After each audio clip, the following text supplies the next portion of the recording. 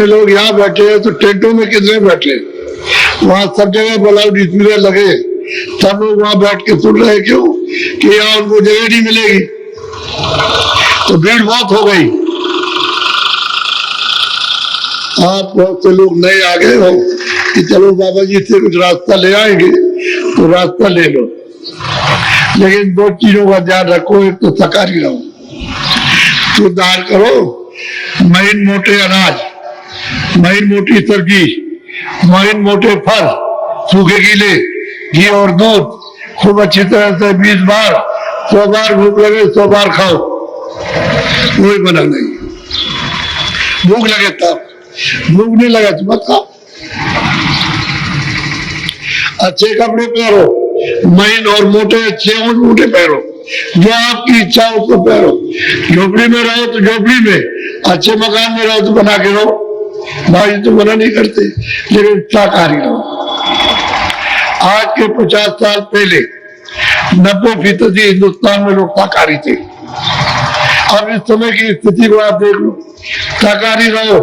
पहले इतनी बीमारियां नहीं थी, हमने भी 50 साल पहले देखा, क्योंकि 90 साल से ऊपर की उम्र हो गई, तो हमने भी देखा है कि पहले इतनी बीमारियां नहीं थी, ना अस्पताल थे, न प्राइवेट थे न सरकारी, कमरे सब खाली सरकारी पड़े रहते थे। ऐसा कोई कभी आ गया 2 दिन 4 दिन रहा, मामूली दवा लेकर के रखी पड़ी चला गया। अब तो अस्पतालों में न प्राइवेट और न सरकारी अस्पतालों में गई नहीं, आप अपने घर में रहो या किसी कमरे को लेकर के रहो। इतनी बीमारियां, तो ये अशुद्ध आहार से बीमारियां हो गई।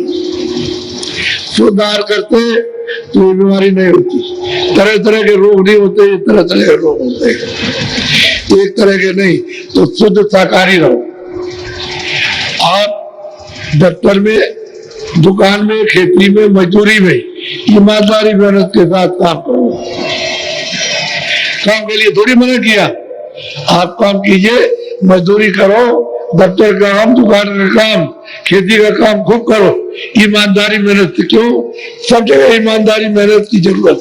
आदर और सत्कार उसी ईमानदारी मेहनत का होगा, उसी की महिमा होगी। और तुम किसी को धोखा दोगे, चोरी करोगे, खेत काटोगे, बेईमानी करोगे, तुम काम नहीं करोगे, तो वहां तुम्हारा नाम कौन लेगा? तुम्हारी किस तरह इज्जत होगी? बड़ा चोर और काम चोर है। तो ईमानदारी मेहनत करनी, घर में रहोगे ईमानदारी मेहनत से, तो घर भलेगा पुले, लड़ाई हो जाएगी, भाई भाई में लड़ाई, पिता पुत्र में लड़ाई होगी। क्यों? कि तुम मेहनत करते हो और तुम मेहनत नहीं करते हो, इसमें झगड़ा हो जाएगा।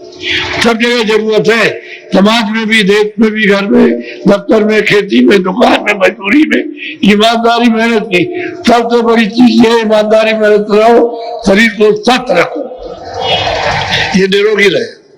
इसमें बैठ करके जब निरोगी होगा तो मालिक का भजन कर सकते हो, रोगी रहेगा तब नहीं।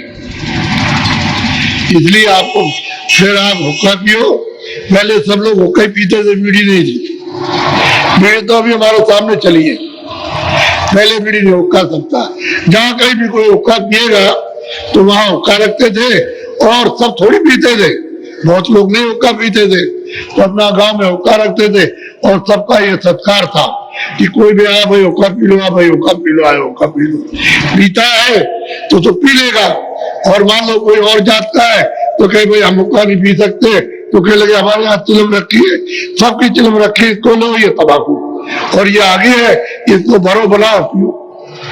और नहीं पीते हो तो मिठाई है, गुड़ बना के रखते थे पहले, तो शुगर फैक्ट्री थी नहीं, तो गुड़ था, गुड़ दिया, पानी दिया और पिला दिया, और आदर सत्कार किया, और ये था सत्कार, ये प्रेम भाव था हर एक किसी के साथ में।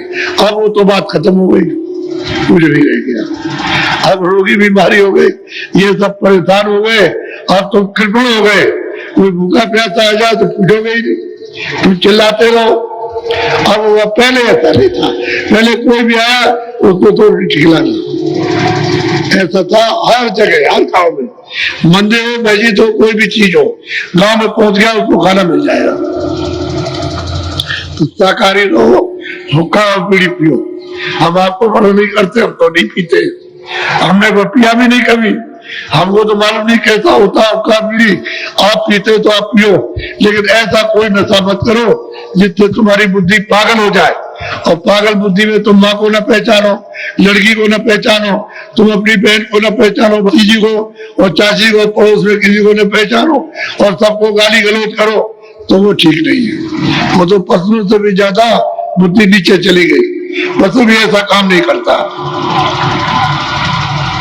तो मनुष्य होकर के आप ये काम करोगे तो आपको मनुष्य कोई नहीं कहेगा। इसलिए बीड़ी और हुक्का पियो, लेकिन ऐसा कोई नशा मत करो। बस दो चीजों को तो आप दूर रखो और खूब खाइए। आप मतलब ये पैरिए कौन मना करता आपको? घर गृहस्थी में रहो, बच्चों की सेवा करो, हम आपको रास्ता बताते हैं और बैठ करके तुम सुबह शाम यानी भजन करो, देखो तुम्हारा काम बनता कि नहीं बनता। अब तुम कुछ करोगे नहीं और ये सब बुराइयां छोड़ोगे नहीं, तो बताओ कैसे काम होगा? इन्होंने तो सबने बुराई छोड़ दी, सब आगे उनके पास रास्ता जान लिया और रास्ते चल दिया, जो कुछ मिल रहा सब हाजिर कर रहे। इसी तरह से ये लोग कमाई करते तो आकर के बताते हैं कि हमको ये मिल रहा, हम ये चल रहे हैं, अभ्यास कर रहे हैं, हम ये देख रहे हैं, हमको ये देता है, ये सुनाई देता है। ऐसे आप करोगे तो आपको मिलेगा। रास्ता सीधा सच्चा है, आपका कोई काम बुरा नहीं। शादी विवाह करते हो ब्राह्मण करो, बाल बनाते हो तुम बाल बनाओ, बड़े का काम करते करो, दर्जी का काम। भजन तो अलग है, ये भजन साहब ये काम शरीर के लिए है। ये जो भी काम करते हो शरीर की मेहनत के लिए, इसकी रक्षा के लिए। दर्जे का काम, बड़ी का काम, नाई का काम, धोबी का काम, इसकी रक्षा के लिए उद्यम करते हो आप। खेती वाले खेती, दुकान वाले, दफ्तर वाले दफ्तर में उद्यम करते, मजदूरी वाले मजदूरी में। लेकिन भजन तो सबके लिए अलग है, तो रास्ता ही अलग है। उससे क्या मतलब? तुमने शादी विवाह कराया, नाम रखा, भजन तो अलग है, भजन चीज तो अलग है। भजन को इसमें नहीं जोड़ सकते हो, वो चीज बिल्कुल अलग है। तो ऐसा मत समझो कि बाबा जी किसी के बारे में कुछ कहते हैं, हम किसी के बारे में कुछ, हम अपनी जगह रहो, जो काम करते हो अपना करो, हम उसके लिए मना नहीं करते। लेकिन भजन अलग है सबका।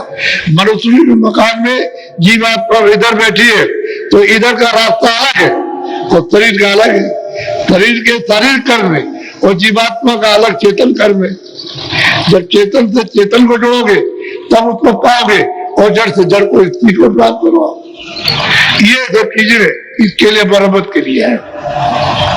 तो कुछ नहीं मना किया, दो चीजों का ध्यान रखो, हमको शाकाहारी रहना और कोई भी नशा नहीं करना आज से।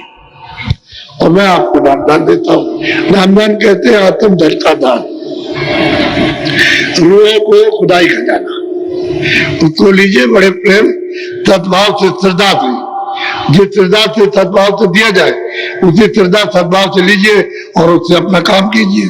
आपको तो अपनी जीवात्मा को इस जाल से छुड़ाना है, 84 नरकों की आत्माओं से, कि फिर जब आपको सुनेंगे तो ये आपकी आवाज को परखेंगे कि तुम उच्चारण नाम कर रहे हो या तुम तो अशुद्ध कर रहे हो तो शुद्ध करा रहे हैं।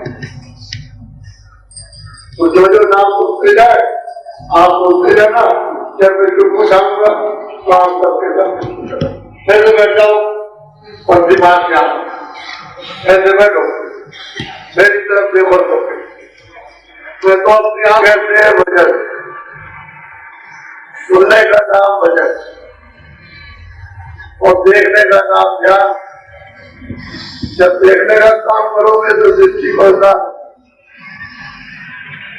और जब सुनने का काम करो तो कानों को ऊंचा ध्यान दे करके और उस आवाज को सुनने नजर आ रही। आवाज तो सुनाई देती है लेकिन वो पकड़ में नहीं आती।